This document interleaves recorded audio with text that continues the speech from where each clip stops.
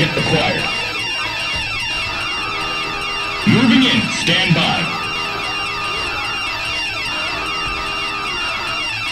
Ready to launch. Fire!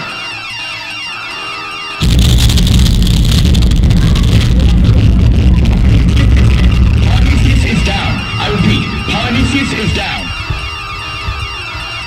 Edicles is moving out. Edicles is moving out.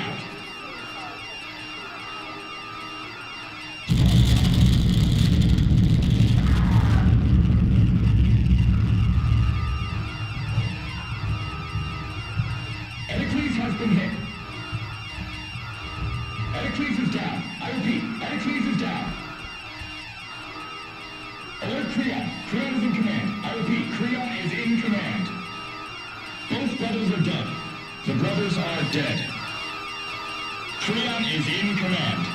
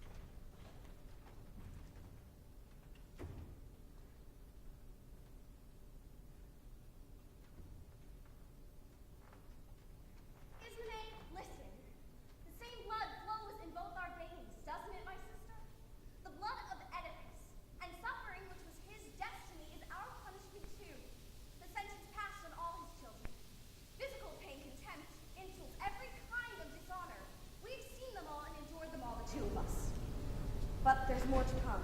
Now today, have you heard it? This new proclamation which the king has made to the whole city? Have you heard how those nearest to us are to be treated? With the contempt we reserve for traitors, people we love. No one has told me anything, Antigone. I've heard nothing neither good nor bad about anyone we love. Not since the battle, I mean, and the terrible news that both our brothers died. One day, one battle, and fratricide twice over, each cutting down their own flesh. The army from Argos retreated last night. I have heard that. Nothing else to cheer me up or depress me further. I thought you hadn't. That's why I asked to meet you here where I can tell you everything without any risk of being overheard. What is it then? More terrible news? Something black and frightening? I can see that. Well, what do you think, Ismene? Perhaps you can guess. We have two brothers, both of them dead, and Creon has decreed that a proper burial shall be given to one, but not the other. Edicles apparently has already been buried, with full military honors and all the formalities due to the dead, meticulously observed so that his rest in the underworld among heroes is assured. But Polynesius, who died in agony just as certainly as his brother did, is not to be buried at all. The decree makes that quite plain. He is to be left lying where he fell, with no tears and no ceremonies of mourning, to stink out in the open till the kites and vultures catch the scent and tear him to pieces and pick him to the bone. Left unburied, there is no rest for him in the underworld, no more than here. What a great king our Creon is, eh, sister? It's against us, you realize, and against me in particular, that he has published this decree, and he will soon be here himself to make it public to the senators. He isn't bluffing, he means to make it stick. The punishment for anyone who disobeys the order is public stoning to death. So that's the news, and you know it now. The time has come for you to stand up and be counted with me, and show whether you're worthy of the honor of being Oedipus's daughter. Wait a minute, Antigone, don't be so headstrong. All of this is as you say. What can I do one way or the other? Just say you will help me. Commit yourself. To do what? Something dangerous? Just give me a hand to lift the body. It's too heavy for me to move on my own. To bury him, you mean? In spite of the decree? He is my brother. And like it or not, he's yours too. I won't betray him now that he's dead. No one will ever throw that in my face. You must be mad. Creon has publicly forbidden it. He can't forbid me to love my brother. He has neither the right nor the power to do that. Have you forgotten what happened to our father? Contempt and loathing from everyone, even from himself. That was his reward. And blinded too by his own hand. And his mother, why, as ill-matched to him as those two words are with each other. She knotted a rope hanged herself. And now both our brothers, both in the same day, caught in the same trap, claiming blood for blood and death for death. We are the last ones left, sister. And what a death more terrible than any is promised for us if we break the law by defying the king and the unlimited power of the state. Think for a moment. Antigone, please. We are women, that's all. Physically weaker and barred from any political influence. How can we fight against the institutionalized strength of the male sex? They are in power, and we have to obey them this time and maybe in worse situations than this. May God forgive me and the spirits of the dead. I have no choice. State power commands, and I must do as I'm told. When you are powerless, wild gestures and heroic refusals are reserved for madmen. Don't say anymore. I won't ask again. In fact, if you were to offer help now, I would refuse. Do as you please. I intend to bury my brother. And if I die in the attempt, I shall die in the knowledge that I've acted justly. What greater satisfaction than that? For a loving sister to embrace a loving brother, even in the grave, and to be condemned for the criminal act of seeing him at peace. Our lives are short. We have too little time to waste it on men and the laws they make. The approval of the dead is everlasting, and I shall bask in it as I lie among them. Do as you please. Live by all means. The laws you will break are not of man's making. I preference them, but how can I defy the unlimited power of the state? What weapons of mine are strong enough for that? Fine. That's a good excuse. I'll go and shovel the earth on my brother's body. I'm frightened, Antigone. I'm frightened for you. Don't be frightened for me. Fear for yourself. Sorry. For God's sakes, Antigone, keep it quiet. I won't tell anyone. I'll keep our meeting secret. Don't you dare. You must tell everyone. Shout it in the streets. If you keep it a secret, I shall begin to hate you. There's a fire burning in you, Antigone. But it makes me go cold just to hear you. I'm not doing it to please you. It's for him. This obsession will destroy you. You're certain to fail. I shall fail when I have failed. Not before. But you know it's hopeless. Why begin when you know you can't possibly succeed? Oh, be quiet before I begin to despise you for talking so feebly. Polynesius will despise you too, and justly. You can go now. Go. If I'm mad, you can leave me here with my madness, which will doubtlessly destroy me soon enough. Death is the worst thing that can happen, and some deaths are more honorable than others. If you've made up your mind, Antigone, it's madness. Remember, I love you, whatever happens.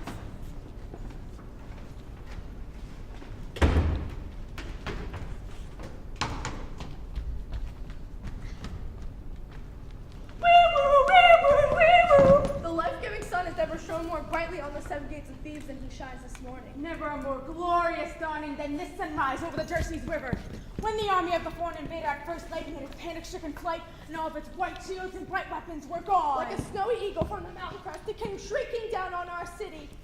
The army of Argos was the spurious treaty to enforce Polynesius' claim. All horsehair plumes nodding together with a grinding of brass and a creaking of leather. By our seven-shuttered gates it waited, eyes glittering in dark helmets, swords drawn, spears hitching! But after all the killing and the burning, the metallic taste of blood and the crashing stonework and blazing wood, they turned and fled. The music of death in their ears, at their backs, the dragon's breath. Zeus had seen them, he who hates inflated pride and the empty boast of the windbag. He heard their singing as if victory were theirs for the taking, and he brought down his thunder on their glittering host, struck them with lightning and sent them flying, scorched them, burned them, and left them dying. Down like a rock from the mountain crest he came thundering to earth. The flame dashed from his hands. The son of Thebes, whose best hope of fame was to conquer his native land, and who failed in his quest. For the war god gave us the sword of command. Like a battle chariot, his terrible name ran them down where they stood, and they died in the dust. Now, at each of our seven gates, a Theban defender waits as seven champions bring their fame and armor to the fight. Before the coming of night, 6 had put their fame to the test. 6 had put both fame and armor to rest, as a tribute at great Zeus's feet. At the seventh gate, two brothers meet, each sharing their blood in death and birth, each striking together, each laying the other dead on the earth. There will be victory celebrations today in our city of charioteers and singing in the streets. There will be ceremonies of thanksgiving and grateful tears for the end of fight. as the enemy retreats and the time comes for relaxation and play. It's time to dance all night. Two shakes about it. Blowing my own flushes the wind from the lips. Say, oh.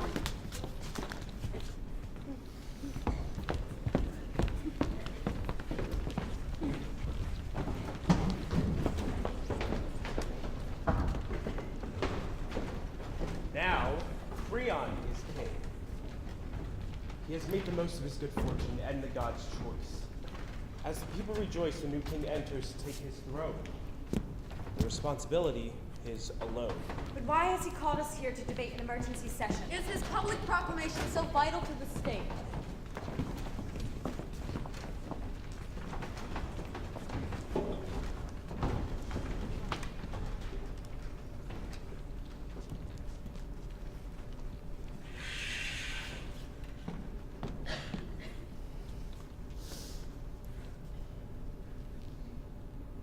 Senators, our country, like a ship at sea, has survived the hurricane.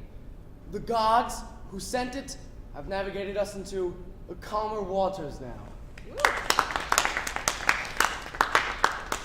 I have chosen to summon this assembly because I know I can trust you. You supported his sons until they too were brought down in a single day, incestuously murdered, each brother shedding a brother's blood. It is by that same blood right, as next of kin, that I claim the throne in all its power, both city and kingdom. I claim it from today as mine by right. There is no certain measure of a man's quality, the depth of his intellect or the maturity of his judgment, until he is put to the supreme test by the exercise of lawful power. My own opinion is well known. The ruler who fears the consequences of his actions or is afraid to act openly or to take the good advice of his senators is beneath contempt. Equally contemptible is the man who puts the interests of his friends or his relations before his country. Nothing good can be said of him. I intend to make it plain that if I see any threat to this nation from whatever direction, I shall make it public. No one who is an enemy of the state shall ever be any friend of mine. The state, the fatherland, the ship we all sail on. If she sinks, we drown, and friendship drowns with us. That is my policy, a service to the Commonwealth.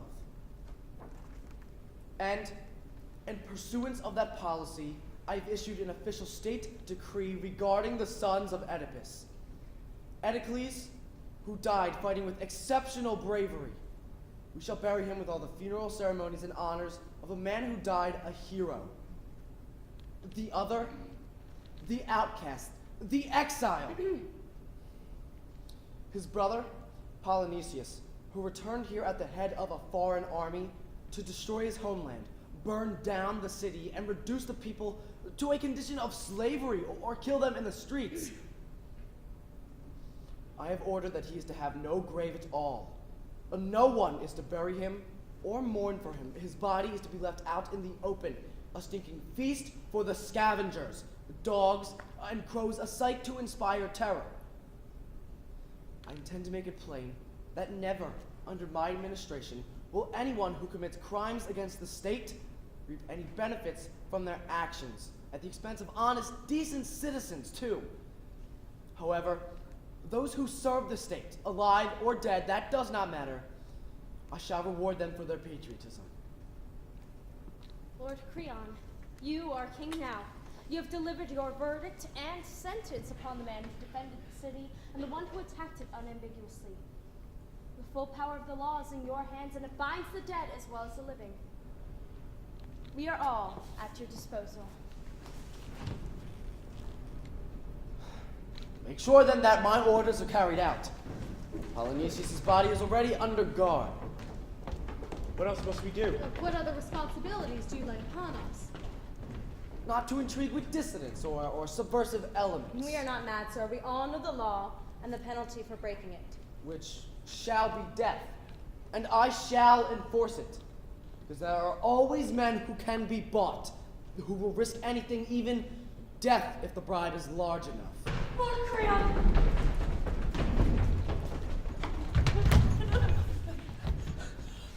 Lord Creon, I can hardly speak for lack of breath. It's not because I ran, I kept on stopping, as a matter of fact. Half a dozen times, and I hung about as much as I dared.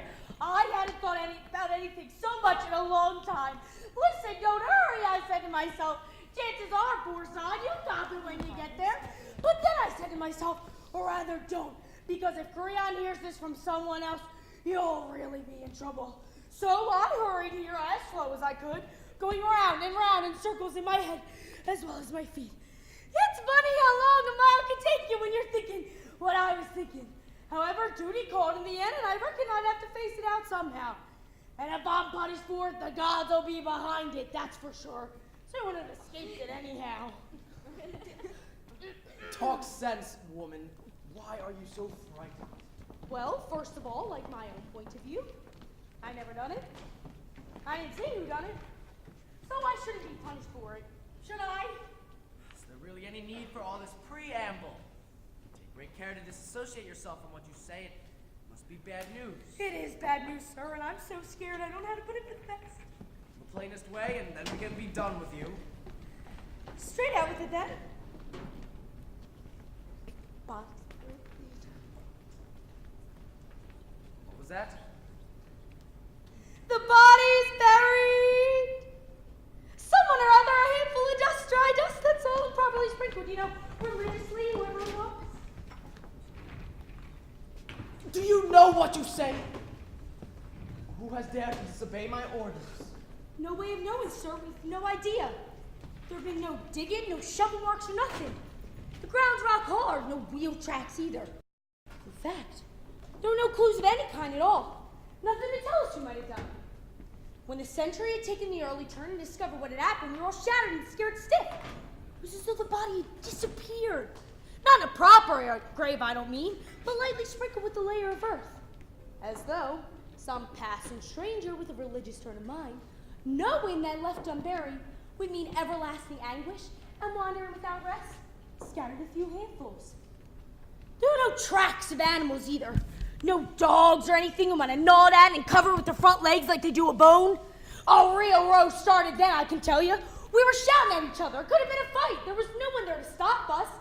There was no evidence proving one man guilty from another. Then one of the fellas said, and we knew he was right. He said, one of us lots must tell the king. We can't hide him from him, can we? And we all knew he was right. So we decided to draw lots, and my luck, I drew the short straw. So now I'm here, and I don't like telling it one bit as you like hearing it. Sir, this policy of yours has worried me from the start. My political influence tells me that this may be some sort of warning or sign, and perhaps from the gods. That's what I'm saying. Strike down with God and sprinkle it all on it. Shut your mouths, all of you! Before I lose my temper. And you, if you are a superannuated fool, at least don't talk like one. Do you think it's likely, remotely likely, that the gods would think twice about that stinking pile of meat? Oh, by God, it is blasphemy to even suggest they would care a damn whether or not he was buried or given funeral ceremonies as if he was one of their principal supporters. He, who came here to burn down their temples, plunder their treasures, pull down their statues, and bring destruction and contempt to their land and their laws. Do the gods love criminals these days? No, they do not. But, senators, there are men in this land, and I have noted them. A subversive faction, enemies of the state, a cell of oppositionists, call them what you will, who reject my authority and my leadership. They meet in secret, they nod and they whisper their seditious talk, and it is them who are behind this. Any fool can see that. Their bribery has suborned my soldiers and paid for this direct display against my authority. Money, senators, money. The virus that infects mankind with every sickness we have a name for. Oh, there is no greater scourge in life than that. Well, these men, whoever they are, will find the price to be considerably higher than they thought it was. You! Get over here!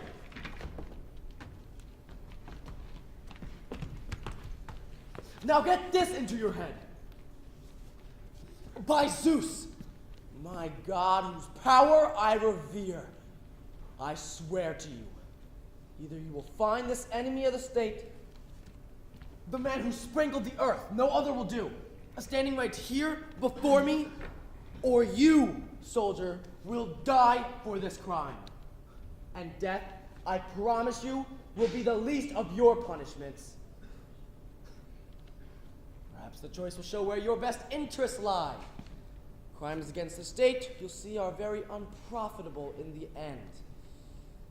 Am I allowed to speak, sir? No! Why should you? Every word you say is painful to me. Well, it can't be an earache, can it, sir? Not what I said. It must stick in your gullet or further down, some sort of pain in the conscience. You talk back to me and make jokes about my conscience. Me, sir? No, sir. I give you an earache, I could see that. I talk too much. But the heartburn, as it were, that's the criminal causing that, not me, sir. Not short of a quick answer, either. Maybe not, but I did not bury the body. Not guilty of that, sir. Well, you may be guilty then of selling your eyes for money. A century of looking the other way for cash. I think it's a shame that an intelligent and well-educated man as you are should miss the point completely. I am not interested in your opinions. You will find this enemy of the state and bring him here before me, or you will learn that money from whatever source will certainly not save your life.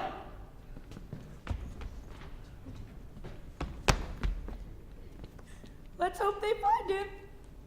Whoever he is. Never thought I'd get out of here alive, and when I do, I will not be back. I've had an amazing stroke of luck, and I won't chance my arm a second time.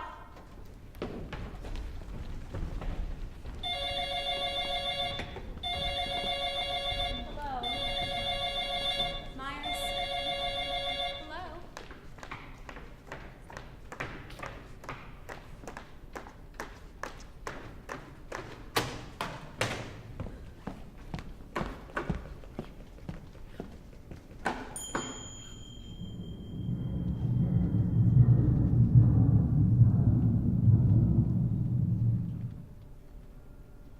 Is there anything more wonderful on earth, our marvelous planet, than the miracle of man? With what arrogant ease he rides the dangerous seas, from the waves' towering summit to the yawning trough beneath. The Earth Mother herself, before time began, the oldest of ageless gods, learned to endure his plow, turning the earth and breaking the clouds, till by the sweat of his brow she yielded up her fruitfulness.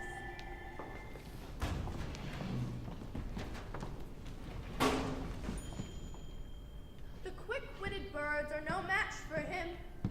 Neither victim nor predator among the beasts of the plain nor the sea-seething masses. His cunning surpasses their instinct. His skill is the greater. His snares never fail, and his nets teem.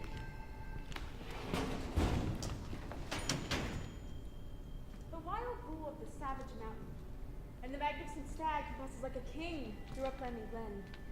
The untamed horse with matted tresses uncut on his neck all submit to man, and the bit, and the yoke, and his power increases.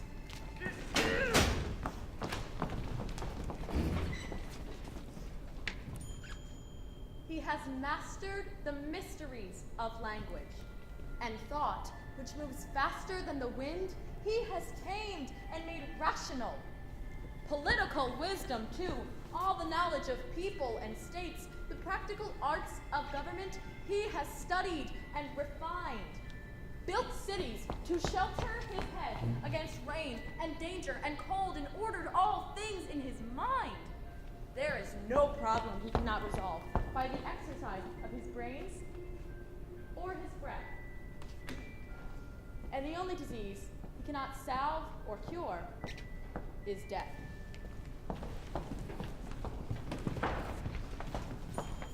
In action, he is subtle beyond imagination, limitless in his skill, and these gifts are both friends and enemies as he applies them with equal determination to good or to evil ends.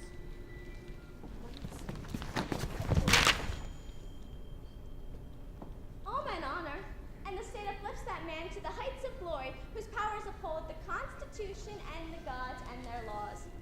His city prospers. But if he shifts his ground and takes the wrong path, despising morality, and blows up with pride, indulges himself and his power, at my hearth, may he never warm himself or sit by my side.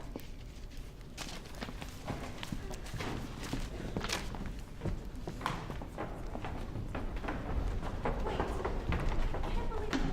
Can this be true? This is Antigone. I recognize her as clearly as I can see you. Her father's destiny was suffering and pain, and on all his progeny's fortunes reigned. Child, did you deliberately disobey the new king's order and bury your brother? Do you have to manhandle her this way? We saw it actually burying the body. Caught him in the act, or as they say, red-handed.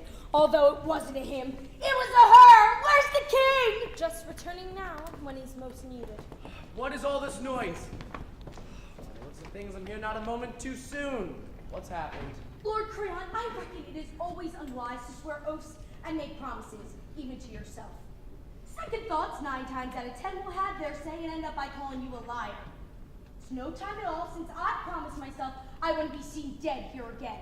You were that angry with me last time. Right mouthful you gave me, thanks very much. But you can't beat a real turn-up from the books, can you? There's nothing more enjoyable than a good win when you're expecting 1,000. So here I am, and my promises not worth the air they're spoken. This girl's your criminal, and I caught her doing it. So now take her and accuse her. Stone her to death if you'd like. By rights, I'm free to go and will shot of all of it. Where did you arrest her? Tell me the details. She was burying the body. What more is there to say? Are you crazy? Do you realize the implications of what you're saying? Sir, she was burying the body. The body you ordered not to be buried. I can't speak plainer than that. Did you see her doing it? Did you catch her in the act? Well, senators, it was like this. As soon as I got back, remembering all those threats and promises you made me, we brushed all the earth off the naked body and sat up on a ridge well to the windward of the stake. For hours we sat there till about midday. The sun was smack overhead. The heat was blazing down. It was something terrible. Then suddenly, a whirlwind blew up, a twister but localized, and it tore all the leaves off the trees. We had to shut our eyes to endure it all. Then it stopped, and we opened our eyes. We saw this girl standing there, over the naked body, sort of wailing in pain, screaming and cursing the monsters who had done such a thing. Us, of course. For hours, we sat there and watched her pick up a handful of dust and scatter it on him. She carried a small ceremonial bronze thing, and she poured from it 3 times of honey and wine and all sorts of stuff. The proper ritual of a funeral, anyway. As soon as we saw this, we came charging at her and arrested her on the spot. She wasn't frightened or anything. She stood her ground. It's nice to get yourself out of trouble, but not so nice to put yourself in the neck of it, someone you don't quarrel with. But in the end, you have to look after yourself. You have to look after number 1. And you with your head down, what do you say to this accusation?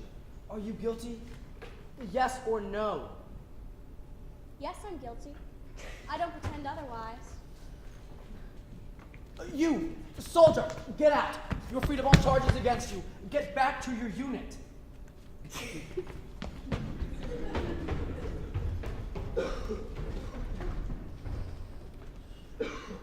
Now tell me, a simple yes or no. Did you hear of my order forbidding the burial? Of course I heard it. How could I not? And yet you dare to disobey the law. Yes, I did. Because it's your law, not the law of God. Natural justice, which is of all times and places, numinous, not material, a quality of Zeus, not of kings, recognizes no such law. You are merely a man, mortal, like me, and laws that you enact cannot overturn ancient moralities or common human decency. They speak the language of eternity, are not written down and never change. They are for today, yesterday, and all time. No one understands where they came from, but everyone recognizes their force. And no man's power or arrogance can make me disobey them. I would rather suffer the disapproval and punishment of men than dishonor such ancient truths. I shall die for some time whether you make laws or not. If my death comes sooner rather than later, I shall welcome it. My life has been misery, is misery now. I shall be more than happy to leave it behind. There will be no pain and no despair in that. But to leave my mother's son out in the open, unburied, that would have been unendurable. I could not have borne it. Whereas this, I shall endure. By your judgment, of course, I'm a fool. But by mine, it's the judge, not the accused, who's behaving foolishly. This is her father speaking. Stubborn like him, she won't give way, even with the whole power of the state against her. Well, we shall see. Any man can be broken, and oftentimes the most committed and determined break the soonest. The people without power, ordinary citizens, must necessarily obey those above them in authority. This woman is proud. Well, that was obvious before she committed her crime, but it is even clearer now. She glories in the crime she has committed, insults me to my face, as well as openly ignoring my decree. If she's allowed to flout the law as she chooses, the whole state will collapse, and I will not have that. She is my niece, my sister's child. But I am the law. If she were closer, the closest, my own daughter, my duties would still be plain. Well, the law has its weapons, and they will strike at her. And her sister, too, her accomplice in this illegal act. No. I've no doubt. The other one, Ismene, bring her out. I saw her in the corridor, talking to herself and sobbing emotionally like a madwoman. Guilty conscience, you see, can never be hidden completely. The human face reveals conspiracies before they are enacted again and again. But there is nothing more disgusting than the confessed criminal that tries to justify their actions, as this woman has done here today. What more do you want? Kill me and have done with it. Nothing more than your death. That should be enough. Then what are you waiting for? Nothing you say will be of the slightest interest to me, and my arguments you will not listen to. I've done what I said I'd do. I buried my brother. I aspire to no greater honor, and if I am to be famous, let it be for that. All these senators of yours, they all agree with me in their hearts. But there is no guiding like terror is their senators. And tyrants must have their way, both in word and action. That's their privilege. You are quite mistaken. None of the Thebans anywhere in the city think as you do. They all do, but they keep their mouths shut when you're here. You are wrong! You should feel ashamed setting yourself up against the majority, or disregarding the will of the people. I love my brother. I honor him dead as I loved him living. There's no shame in that. And the one he murdered, wasn't he your brother too? My mother bore them both, and I loved them both. If you honor one, you insult the other. Neither of those dead men would say that. Edicles would. His brother was a traitor. Does he merit no greater respect than that? But he was not an animal. They both died together, and they were both men. And one died defending his country, while the other traitorously attacked it. The dead have their rights, and we have our duties towards them, dictated by common decency. If good and bad are to be treated equally, where are our values? Patriotism, civic duty. Death is another country. Such things may not be valued there, may even be crimes. An enemy is still an enemy, dead or alive. No! I was born with love enough to share, no hate for anyone. Fine! Share with them! Share with the dead! I wish them well of it! Women must learn to obey, as well as men. They can have no special treatment. Law is law and will remain so as long as I am alive. And no woman will get the better of me. Look, senators, Ismene, weeping for her sister, her face flawed with tears, plagued with misery. Her loveliness is scarred. This disaster darkens her fair skin with premonitions and fears and flushes her cheeks with anguish, not beauty. I'm sorry. You, snake, slithering silently throughout my house to drink my blood. The both of you! I look away, and like terrorists, you laid undercover plots to destroy me?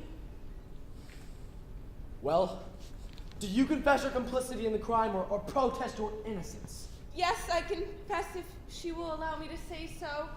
I was fully involved, and if she is guilty, so am I. No! That isn't justice. When I asked for help, you refused me, and so I said I didn't want you. I'd do it alone.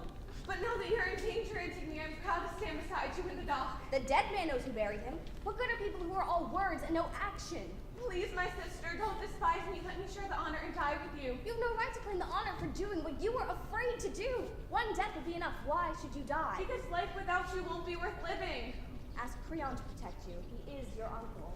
Do I deserve such contempt? Do you enjoy making fun of me, sneering at my misery? You're right. It's a reflection of my own pain if such bitter pleasures are all I have left. It's not too late then, let me help you. Save your own life. Do this for yourself without any criticism from me or envy.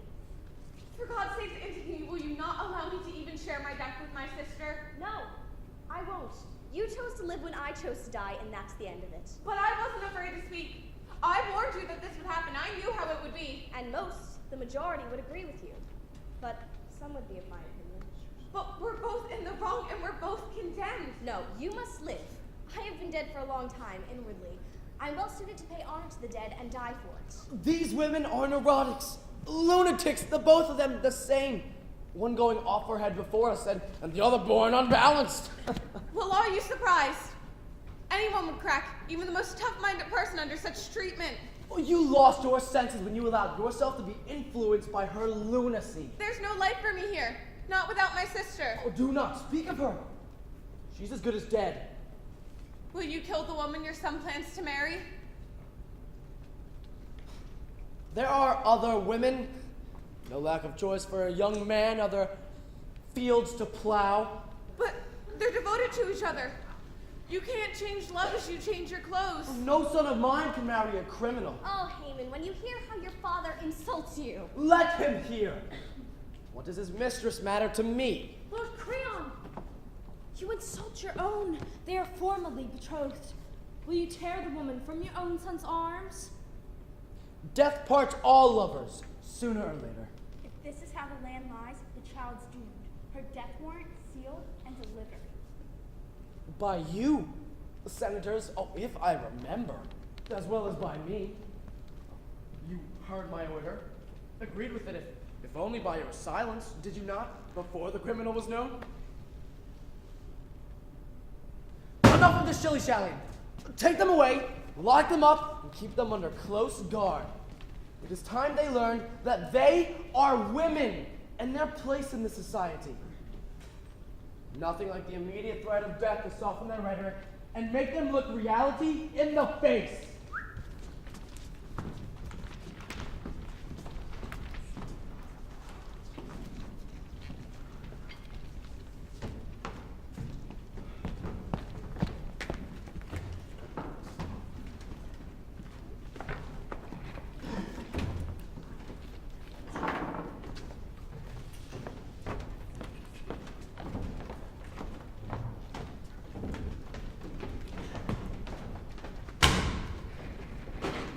They call themselves lucky.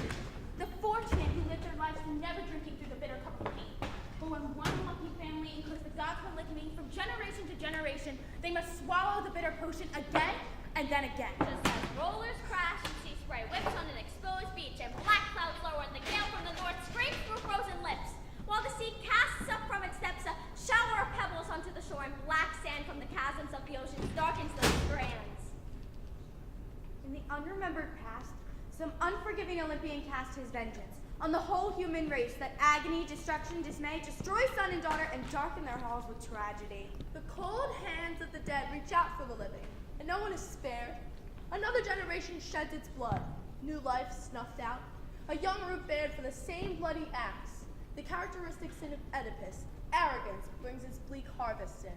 For Zeus is all-powerful. No man can match him. He never sleeps as man must sleep, and time, which leaves its mark on fair complexions and dark, can never engrave his face or dim the brightness of his palace, where the gods keep their ageless court at the utmost peak of the sublime Olympus. Zeus is master there. And well did that wise man speak who said that past and future time he holds in his hand by right, and that those who climb in their greatness or wickedness beyond the permitted height, he brings to destruction and despair.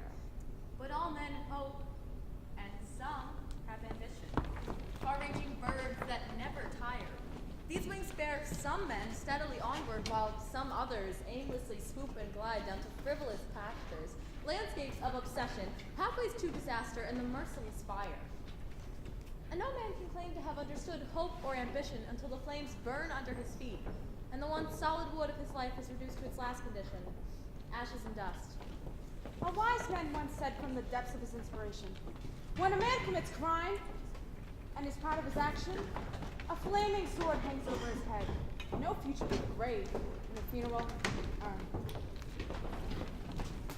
Lord Creon, here comes your youngest son.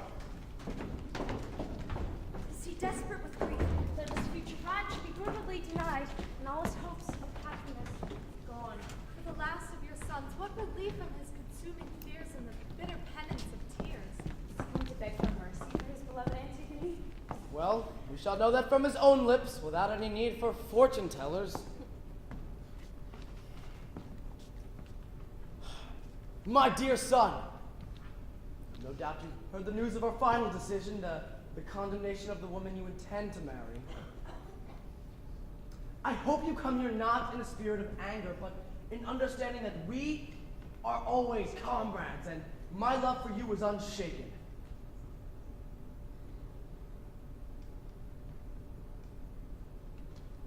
I know that I am your son, Father, and I am aware of your depth of experience in matters of state, and I shall follow and benefit from it whenever possible. Any marriage would be worthless to me that didn't have your love and approval. Good fellow! Hang on to that. Father's opinion should always be influential with his sons. And fathers with young sons often pray that they grow up to be loyal, obedient, under pressure the first to strike at his father's enemies, just as he is the first to support his friends. A father whose son yields no such profit from the investment of parenthood breeds grief and sorrow in his offspring and becomes himself a figure of fun, especially to his enemies.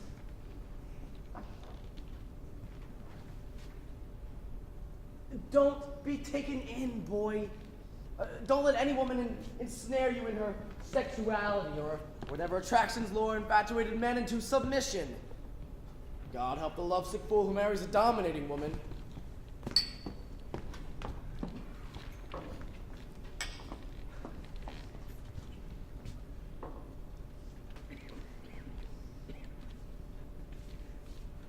Get rid of her, my boy. The girl is no good for you or your best interests. Spit her out like poison. Let her find herself a husband that suits her among the dead. Do not deceive yourself. She has been openly apprehended performing a criminal act. She is a confessed traitor. If I am to let her live, I too would go against the state, the law, and everything I stand for. Let her pray to Zeus till she drops. Let her assert that she stands for family love and ancient virtues and all the rest of it.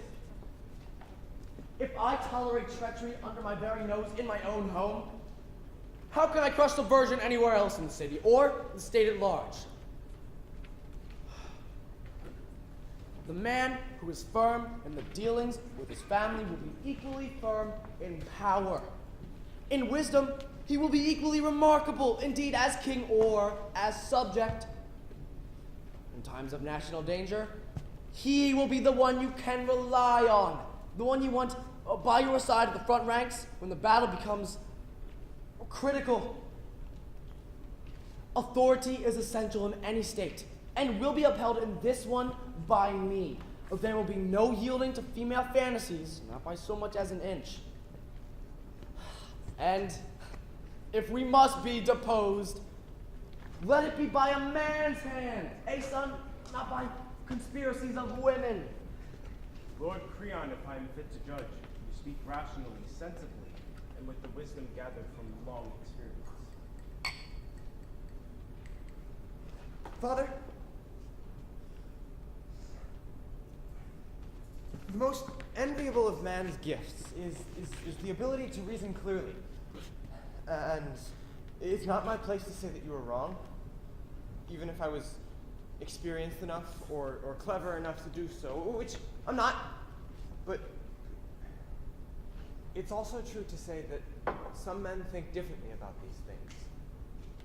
And as your son, I feel that it is my most useful function to you, or so it seems, to keep you in touch with what other people are thinking, and what they say, and what they do, and what they approve of or disapprove of, and sometimes what they leave unsaid.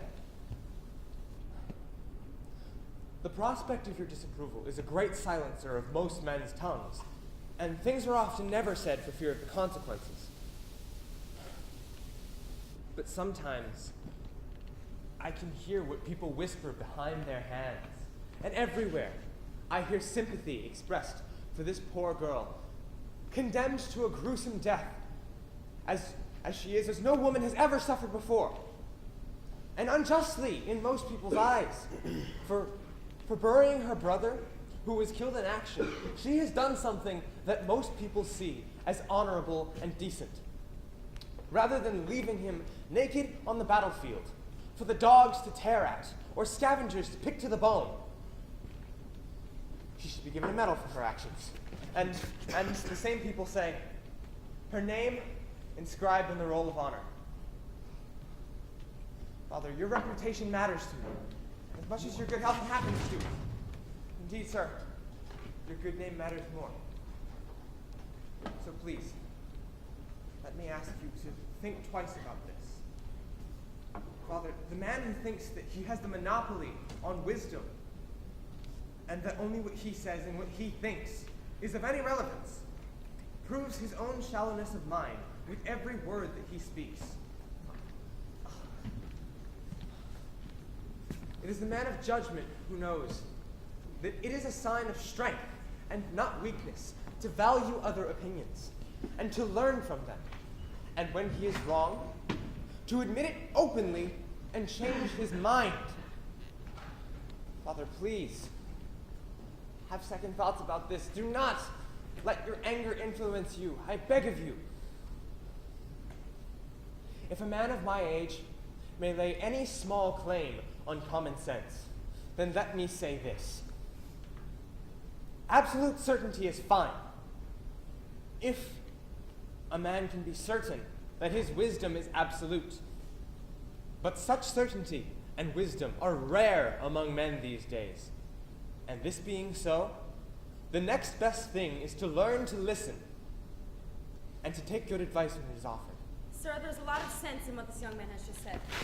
As indeed there was in what you said too. The fact is, you are both in the right, and there's a good deal to be said for either. Is there indeed? Am I expected to listen and take lessons, political tactics at my age, from a mere boy? I'm a man, Father, and my arguments are just. They stand upon their own merit, and not my age. Oh, they stand upon their merits, do they? Well, then tell me, please, what merit is there in breaking the law? If she had done something shameful, I wouldn't be defending her. She brought the law into contempt. That is shameful. Listen to the people in the streets, Father. The ordinary Thebans. They say she hasn't. I've never based my political principles off the people in the streets. Now you're the one who's speaking like a boy. I am speaking like a king. I will act according to my own convictions. When the state becomes one man, it ceases to be a state. The state is the statesman who rules it. It belongs to him. Then go and rule in the desert then. There's no one there to argue with you. Would a king, you would be there. This boy of mine is on the woman's side. Yes, Father. If you are the woman, then I am. I am on your side. I fight for you. Oh, you damned impertinent devil. Every word you say is against me, your own father. When I know you are wrong, I must speak. How am I so wrong? By maintaining my position and authority. Is that wrong? Position and authority ride roughshod over moral feeling that You are weak and uxorious and contemptible with no will of your own. You are a woman's mouthpiece. I'm not ashamed of what I say, Father. Every word you say pleads for her cause. I plead for you, and for myself, for common humanity, and respect for the dead. You will never marry that woman. She won't live long enough to see that day. If she dies, there will be 2 deaths, and not 1. She will not die alone. Are you threatening me? How dare you No! I'm telling you. Your policies were misbegotten from the beginning. Misbegotten? Oh, dear God, if anything's misbegotten here, it's my son. You'll regret this, I promise you. If you weren't my father, I'd say you were demented. Oh, don't you father me! You are a woman's plaything, a tame lapdog. Is anyone else allowed to speak? Must you have the last word in everything? Must the rest of us be gagged? I must and I will! I will not be sneered at or contradicted by anyone! Sons can be punished too. Bring her out! Let her die here and now with her bridegroom watching. Oh, you can watch the execution. That is one sight that I will never see, nor from this moment forward will you ever see me again. Those of you who wish to stay and watch this gruesome spectacle in the company of a mad man are welcome to do so.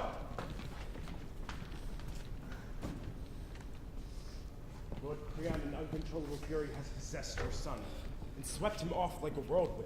A young man's anger is a terrifying thing. Oh, let him shout his head off about moralness and decent death till he waves himself senseless. The 2 women are sentenced, and it will take more than bluster to reprieve them. Both of them, sir. You need to put both of them to death. No, I can take advice. The one who buried the body, not the other. And for the condemned one, what manner of death? Bury her alive. But just enough food so that no guilt will fall upon either us or the state. Let her honor the gods of the dead there, since they receive so many of her prayers. Oh, they will set her free. Maybe she'll learn that honoring the dead is not the business of the living.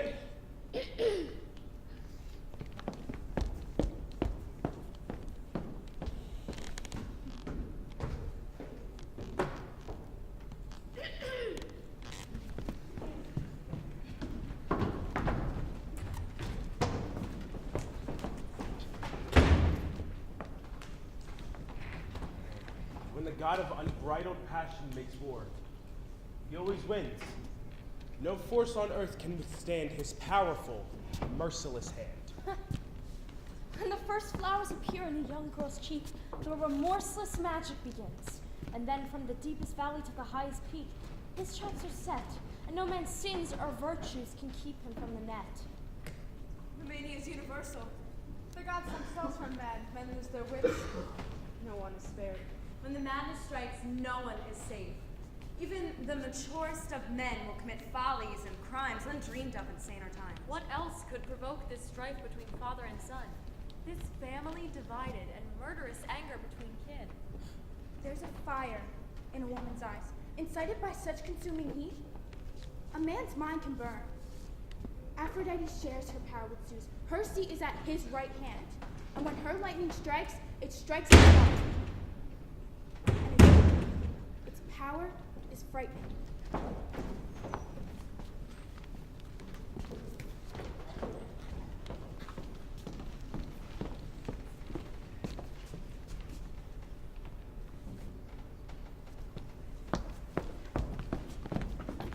How can we talk of justice and the needs of the state while we stand and watch this unendurable sight? My eyes will have their way and weep, seeing Antigone like a young bride go into her bedchamber to marry the dead and share in their everlasting sleep.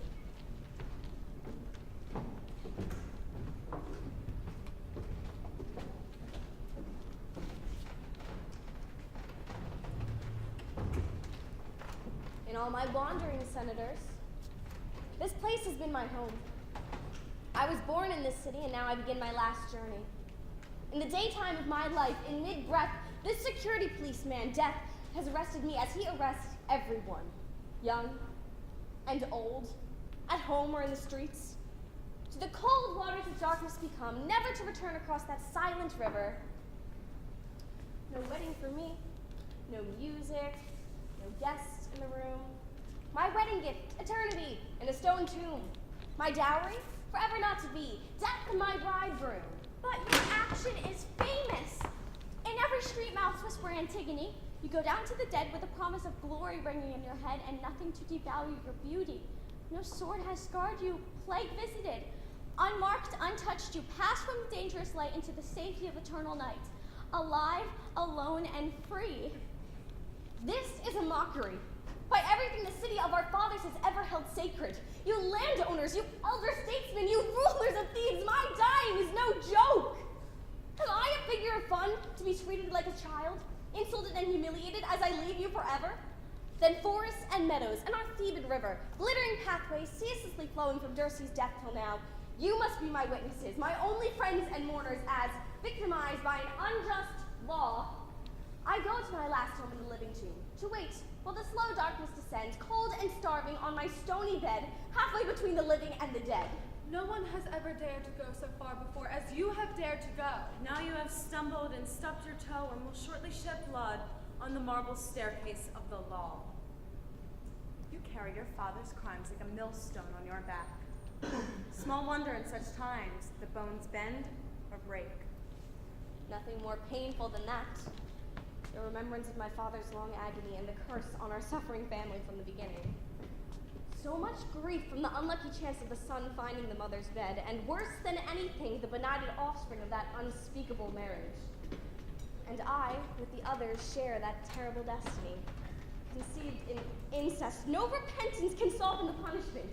The years pass, the agonies increase, and there is no pity for our tears. No marriage for me, that's for certain. I shall close that door forever as I meet my mother and father in the shades. The weddings will cease. Marriage to the woman of Argos finished my brother and finished me too. One death breeds another. To honor the dead is praiseworthy. An act of love and religion must have its dues. Yet no civilized state can eschew authority. Law is law, whether we approve or disapprove.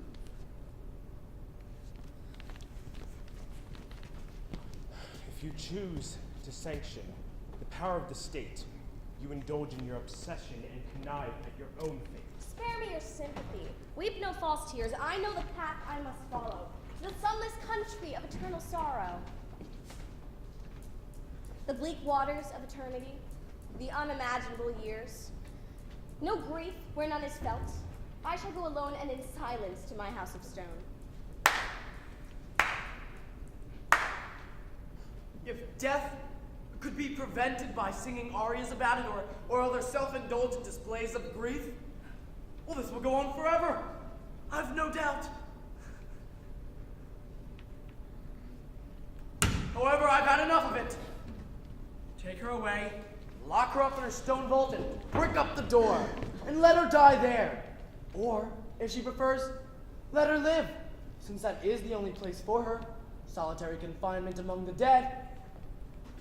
Well, whatever her choice, there will be no guilt for us or the state. To my grave, then. My honeymoon bed. My prison. My crypt. My home for the rest of time. I shall meet so many of my relations there.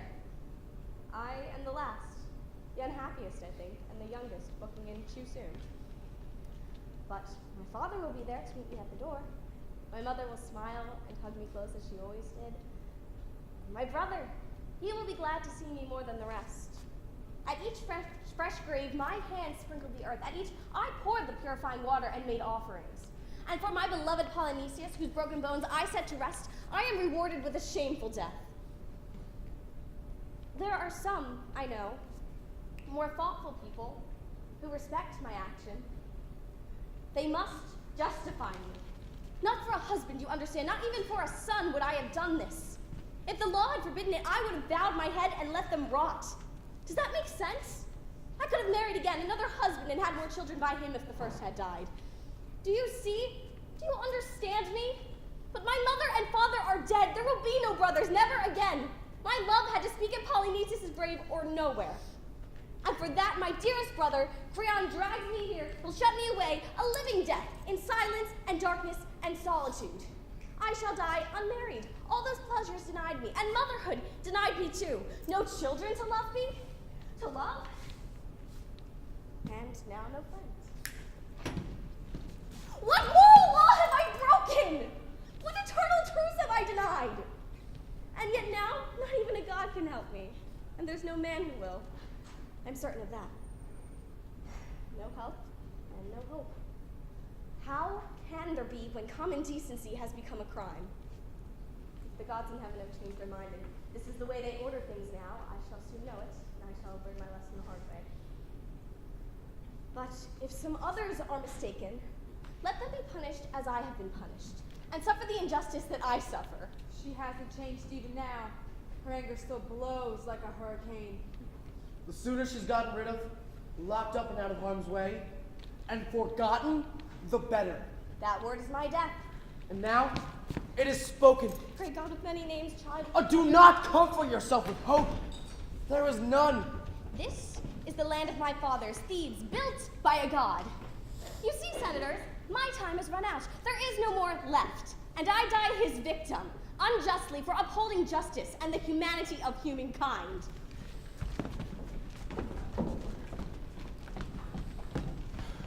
Man's fate is determined and cannot be denied.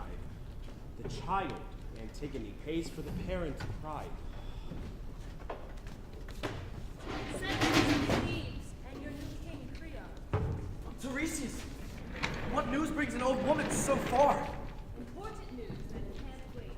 And advice which, if you're wise, you'll listen to. I've listened more than once. And like a sensible captain who values his pilot, you've avoided the rocks. I admit it. We all do. We are all in your debt. Then, for God's sake, listen to me now. You are like a man balanced on a razor, likely to fall or cut himself to pieces. You cannot be serious. Any man would shudder hearing such things from your mouth, which have foretold so many horrors. Tell me more. Oh yes, I intend to. Everything my experience of forecasting the future and understanding symbols has revealed to me, I will make plain to you. I was sitting in my usual seat, a place where I can hear the singing and the secret language of the birds and understand their meaning, when I heard, quite unexpectedly, a terrible new sound, like shrieking or cries of anguish, hysterical twittering and whistling, like the babble of a barbaric language only capable of expressing hatred or pain. By that, and the wild beating of wings, I knew the birds were at war. Such sounds could mean nothing else. I could well imagine their blood-stained beaks and their dripping claws, and that thought disturbed me deeply. At once, I went to my altar to see what I could learn from the sacrifice by fire. But nothing would burn. A filthy liquid ran from the flesh and dropped on the embers and sizzled and bubbled among the ashes. Then, the gallbladder burst, spreading stinking acid across the meat, and all the fat melted and was rendered down till the bone was left bare. I saw all this. I understood that you, Creon, have decreed this filth that chokes our altars. The blood and flesh that decays and stinks there is the blood and flesh vomited from the gullets of dogs and carrion crows. The blood of Polynices, the flesh of that unluckiest of the sons of Oedipus, still unburied and affronting more than our sense of smell. The gods themselves are disgusted. They reject our prayers and sacrifices. How could they do otherwise? How can the birds think of anything other than horrors blown out by this human banquet of blood, clogged and stinking till their very beaks drip with it? My son, any man can commit a crime or make a mistake. The man who can recognize what he has done, realize that he was mistaken or morally wrong, admit it and put it right, that man proves it is never too late to become wise. But If he compounds his stubbornness with stupidity and an obstinate refusal to face the facts, he is nothing but a fool. Is there anyone more stupid than the stupid man who cannot see his own stupidity? Polynesius is dead. Do not revenge yourself on his remains. You can kill a man once and once only. Is there any glory to be gained by defeating a poor corpse? My son, this is good advice, sincerely offered by someone who wishes you well. Take it. So, that's your news, is it, old blind woman? I am to be the target, I see, for everyone to shoot at. Well, I am wise too. Wise to the ways of fortune tellers and the buying and selling you all go in for. I am to be the latest bargain, am I? I am to be bought, then sold like silver and gold. I am to be a part of the trade. Well, let me tell you this. All the gold in the world could not buy a grave for that man. If golden eagles should carry him up by joints and shreds to Zeus and spew him out in goblets on the marble floors of Olympus, not even that blasphemy could deflect me from my purpose, because I know no single human act, however much it may degrade the earth or the people that perpetrate it, could stain the purity of the ever-living gods. But let me tell you this, Tiresias. A man can fall, and he can fall like a stone, especially when he pretends to give good advice, wrapped up in a profound cloak of religiosity, when all the time, naked self-interest and greed for profit are the only motives that matter to him. Are there any wise men left anywhere? Oh my goodness, how profound! Do you have any more thunderous platitudes to follow that one? Mature judgment cannot be bought. No treasure is as valuable, and good advice is worth more than a fortune to any man. And bad advice is worse than worthless, a plague which infects the wisest of men. You describe your own symptoms exactly. I refuse to become involved in a quarrel or slanging match with the recognized prophet of Thebes. And yet you insult me to my face. You say that my predictions are both false and dishonest. That is because I know all fortune tellers are nothing but money grubbers and charlatans. Kings too are known to be acquisitive. Do you know who you're talking to? You I am the are king. The king. Yes. My good advice helped to make you one. You've had your successes. I know that. You've been proved right on more than one occasion. But honesty is another matter, and I have never trusted you. Don't provoke me to tell you everything. The dark waters of prophecy are better left undisturbed. Or disturb them. I do not care. Say anything at all, but say it honestly and not for cash. Are you really foolish enough to believe that money has ever been my motive? Because my integrity is not for sale. Listen, Creon, this is the truth. Before many more days, before the sun has risen, well, shall we say a few more times, you will have made your payment, corpse for corpse with a child of your own blood. You have buried the one still living. The woman who moves and breathes you have given to the grave, and the dead man you have left unwashed, unwept, and without the common courtesy of a decent covering of earth, so that both have been wronged, and the gods to whom the body justly belongs are denied it and are insulted. Such matters are not for you to judge. The suffering you have inflicted upon others will be inflicted upon you. You will suffer as they did. Have I been bribed, do you think? Am I speaking for money now? Before very long, yes, it will be soon. There will be screaming and bitter tears and hysterical crying in this house, men as well as women. Other cities too. Other states will turn upon you for the crime you have committed. Gulls and vultures will swarm the streets, dropping fragments of the unburied man at corners, on doorsteps, and in the public square. They will smell the pollution, and they will turn to you, its author. That's all I have to say. You have made me angry with your crude accusations. So, I made you my target. And like a good marksman, all my shots have hit the goal. You can feel them, can't you? You can feel the pain. like an arrow. Here. Leave him alone to entertain some younger ears with his ridiculous outburst. Either that, or let him learn mature judgment and how a wise man controls his tongue.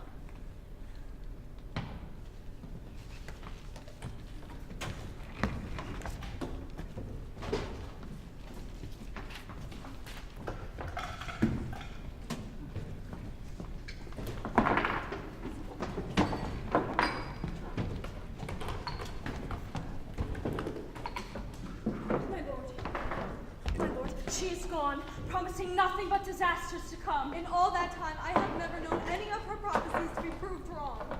Neither have I. I know that much as well as you. My mind is torn apart like a tug of war, one way and then the other.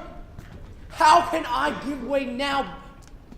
But how can I stand here like a fool, stubbornly waiting for whatever disaster is to come? Lord Creon, it's time you take some good advice. Give it then. Don't be afraid. I'll listen. Release the woman from her underground prison And give honorable burial to the dead man. Oh, so that's your advice. Total collapse. Complete withdrawal. Do you all think that? We do, sir. And do it quickly, for heaven's sakes. The gods never move faster than when punishing men with the consequences of their own actions. But it is unendurable to go against every principle and every action I have stood fast by. But I dare not stand against the iron laws of necessity. Go on, sir. Do it now and do it personally, not by proxy. With your own hands. Yes, I'll go myself at once. I'll change my mind. I will go about it with the exact same determination that I sentenced her with. Starting to think that perhaps it is wiser to let the old law stand. My fear tells me it is. And that's a voice every prudent man must listen to. Great God of many names, child of the thunder, whom Zeus conceived on Cadmus' daughter here in Thebes, Bacchus, Dionysus, in Italy revered, and in Demeter's mysterious Eleusis both praised and feared. This is your native city, where the quiet waters of Isthmus waters the meadows, where the fever of ecstasy possesses your womenfolk, your own Thebes, where the dragon's teeth were sown. The whole world worships you, wine god, intoxicator, on the two-pronged mountain where the torches glitter and the nymphs of Parnassus dance. By the pool where Thessalia's suicide made the fountain magical, and the cool waters of prophecy reside. Theban child, let the world sing its hymns in vain. In the Theban streets, hail we shout, Bacchus hail! And the city waits. Now in your city another disaster threatens. Fear locks up our tongues, and like a plague sore on the face, the state's disease is made public. We have done wrong, and now the first necessity is for healing. Come to us, healer, and heal.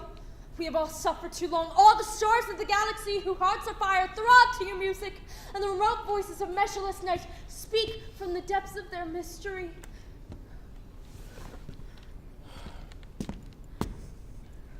Come, with your crazed followers, your lunatic women, the wild Maenads, authentic son of Zeus. Bring delight, and dancing till we drop. Bring rest, bring peace, bring healing and rebirth. Let our anguish cease, ecstatic God, whose many names are one. Senators, listen. Good people of Thebes. No man's life goes smoothly according to plan. Who can make judgments? Who can say, this is praiseworthy in human existence and this is despisable? Chance fools all. One moment a man can ride high on the wave of his fortune, and the next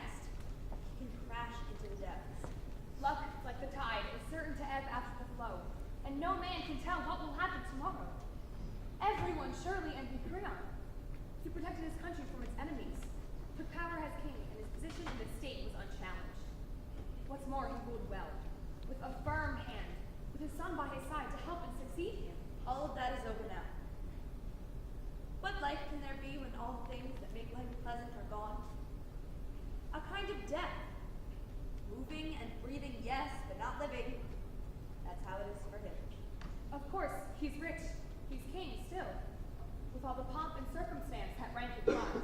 But what's it all worth when the joys of life are gone? A shadow, a mockery, a vulgar pageant. Who can take pleasure in wealth and power when all happiness is dead in his heart? More tragedy for this family. Tell us your news. What happened? They're both dead, and the living must take the blame. Who killed them?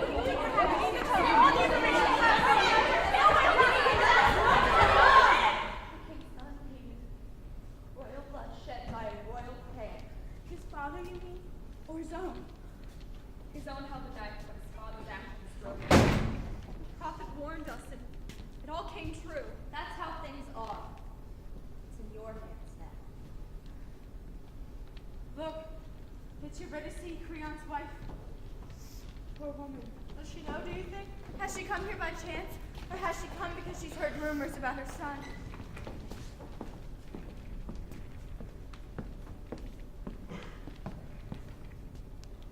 Senators, good friends, my ears caught something of what you were saying. A few words as I opened the door. I was on my way to offer prayers to Pallas Athene. We had just drawn back the bolt when I had heard a few scraps of your conversation. Enough to make me fear what all mothers fear. An accident, or some disaster to those we love. I almost fainted.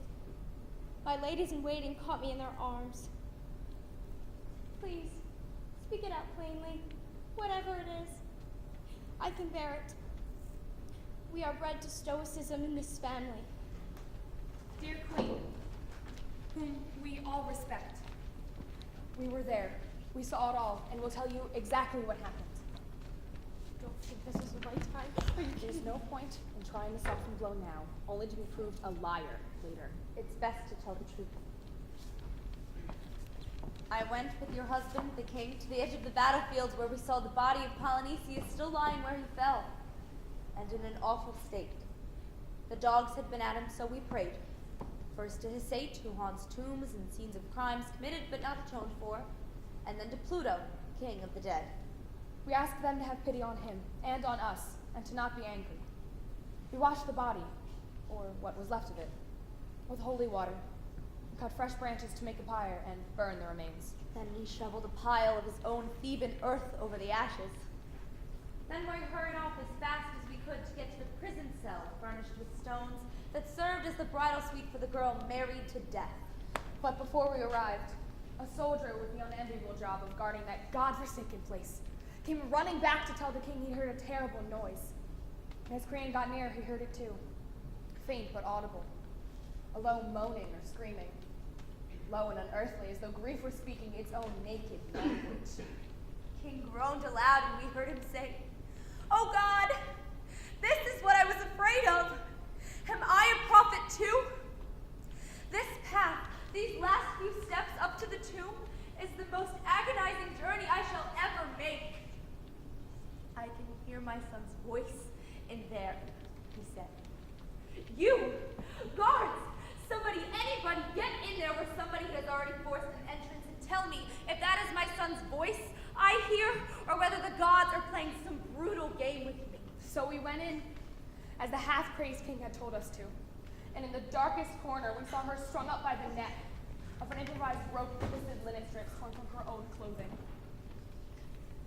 Haman was right beside her, sobbing broken-heartedly at his wife's death, and the marriage of bad luck, and his father's cruelty that made certain would never take place. When Creon saw them, he staggered into the cave and groaned aloud like an animal. "My boy," he said, "my poor boy, what have you done? And then have you gone mad, coming here? There's nothing in here for you but death and annihilation and despair. I'm begging you, for God's sake, my boy, come away. For God's sake, come away." But the boy just looked at him, with a terrifying look in his eyes, like an anger I've never seen before. And without a word, he spat in his father's face, and drew his knife and lunged straight for the man. But Creon was quick. The poor lad, he held his knife at arm's length and plunged it into his own ribs. Then, still conscious, he moved the girl into the crook of his arm and cradled her there in his own blood. His breathing got harder and shorter as we watched the lifeblood out of his eyes like a fountain. He watched him soak her body so that her white cheeks flushed red again with bloodstain. So now they're together. Two corpses joined in death. He got his marriage. Poor lad, but it was solemnized in a grave where there are no celebrations. They look like honeymooners, quietly sleeping side by side in one bed. Evidence of the havoc man could bring upon man by his own pig-headedness and arrogance.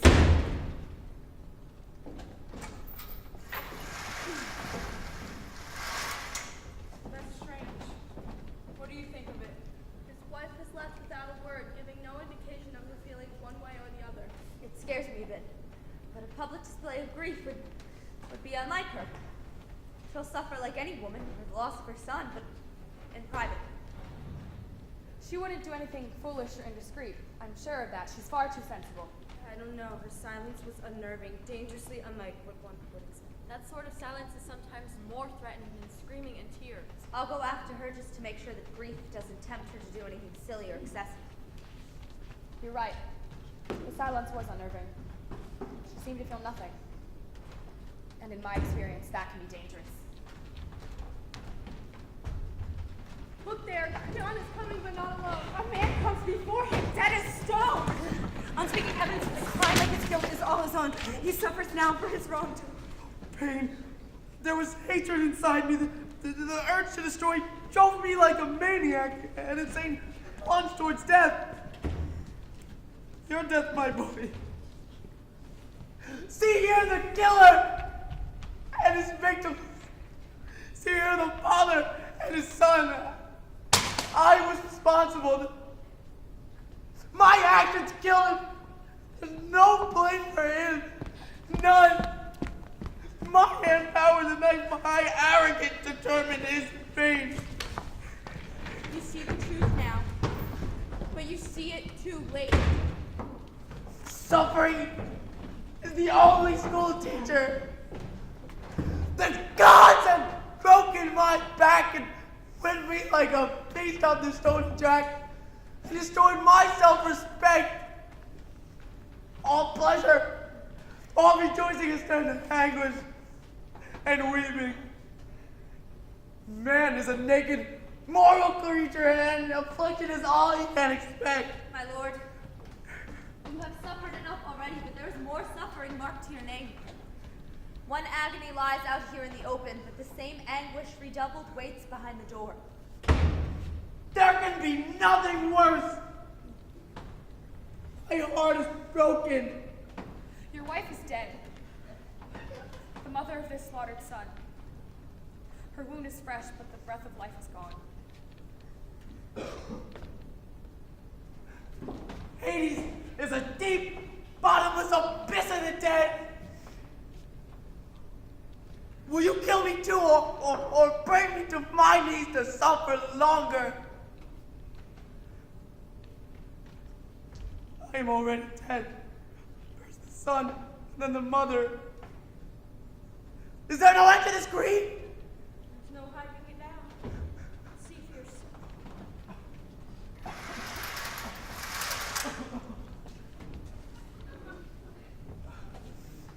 I'm ending unendurable pain.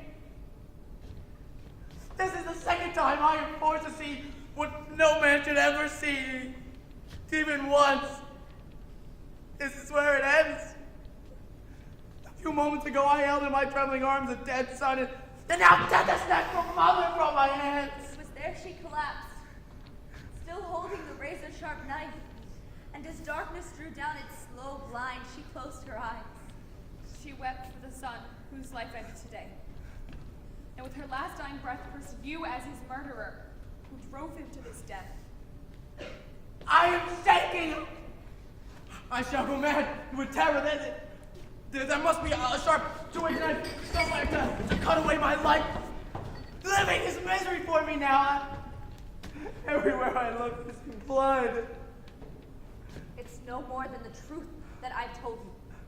It was her last words made for both deaths, mother and son.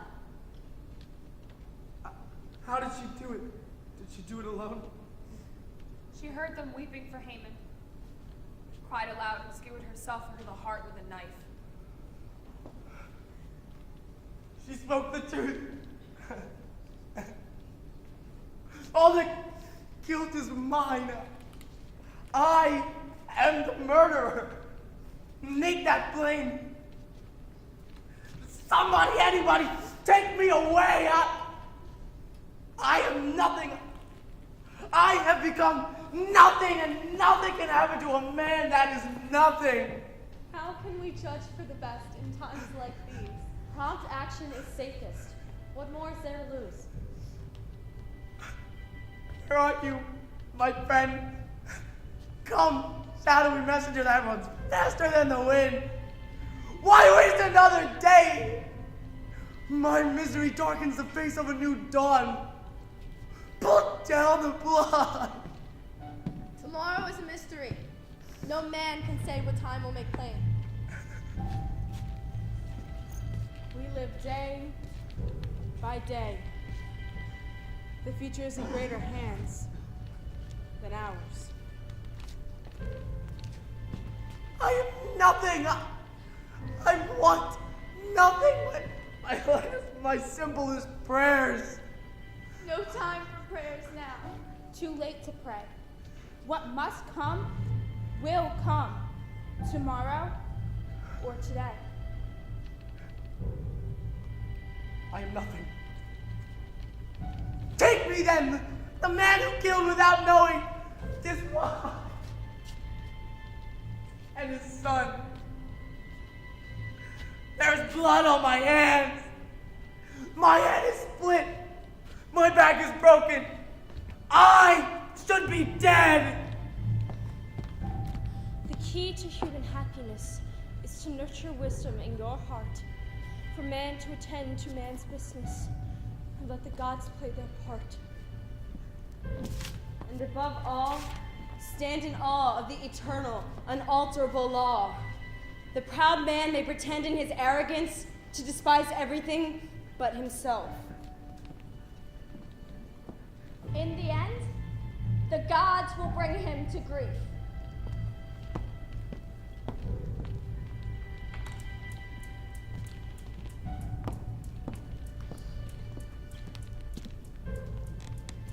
It has happened here today. We have seen with our own eyes a man, through suffering, become wise.